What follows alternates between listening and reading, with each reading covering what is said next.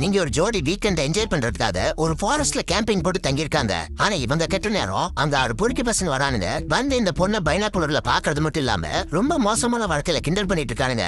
இது பத்தாதுன்னு அவனுக்கு நாயை வேற வேணும்னே அவுத்தி விட்டு இவங்க தொந்தரவு பண்ணிட்டே இருக்கானுங்க. பொறுத்து பார்த்த இவரோட பாய் ஃப்ரெண்டு டைரக்டா அவனுங்க கிட்ட போய் நாயை இழுத்து பிடிச்சு கட்டுன்னு சொல்றான். ஆனா அவனுங்க வேணும்னே பாட்டு சத்தத்தை அதிகமா வச்சுக்கிட்டு காது கேட்கல மம்புடுக்கிறானுங்க. வந்த கோவத்துல அந்த பாட்டை ஆஃப் பண்ணிட்டு திட்டிட்டு வந்துடுறான். அதோட அந்த பிரச்சனை முடிஞ்சதுன்னு பார்த்தா இவங்க கேம்பிங் முடிச்சிட்டு கார் எடுக்கிறாங்க. திடீர்னு ஏதோ சத்தம் கேக்குது. இறங்கி பார்த்தா இவங்க காரோட டயர்ல உடஞ்ச பாட்டில வச்சு டயர் பஞ்சர் பண்ணிட்டு போயிருக்கானுங்க. இவனும் கோவமா ஸ்பேர் டயரை மாத்திட்டு கார் எடுத்து காமிறான். போற வழியில தான் அந்த பசங்க சைக்கிள்ல போயிட்டு இருக்கானுங்க. இவனும் பின்னாடி துரத்திட்டு போறான். இதை பார்த்து பயந்து போன அவனோட கேர்ள் ஃபிரெண்டு பிரச்சனை வேணா இதோட விட்டுறலாம்னு சொல்லி பாக்குறான். அதுக்குள்ள அந்த பசங்க கார் போக முடியாது ஒரு சின்ன சந்து வழியா போயிடுறாங்க. இவனு கொஞ்ச நேரம் ரிலாக்ஸ் ஆயிட்டு பக்கத்துல இருக்கிற ஒரு ஹோட்டல்ல சாப்பிட போறான். அங்க இருக்கிற வெயிட்டர் கிட்ட இந்த பசங்களை பத்தி விசாரிக்கிறான். கடைசியில பார்த்தா அந்த வெயிட்டரோட பசங்க தான் அவனுங்க. சோ அவங்க பசங்களை பத்தி அவங்க கிட்டே கம்ப்ளைண்ட் பண்ணவும் அவங்களுக்கு கோவம் வந்துருது. அதுக்கு மேல ஒரு வார்த்தை கூட பேசாம அந்த இருந்து கிளம்பிடுறாங்க.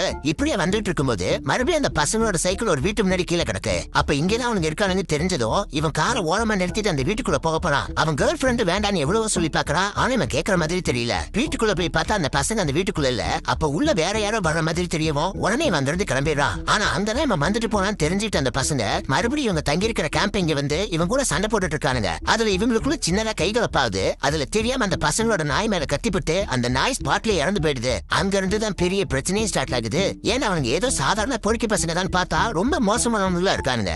எல்லாரும் சேர்ந்து இவனை போட்டு தள்ளிடுறாங்க. கிளைமேக்ஸ்ல இவனோட பாய் ஃப்ரெண்ட போட்டு தள்ள கோவத்துல இவ ஒத்த ஆளா இருந்து அந்த மொத்த கூட்டத்தையுமே பழி வாங்க ஆரம்பிச்சிடுறா.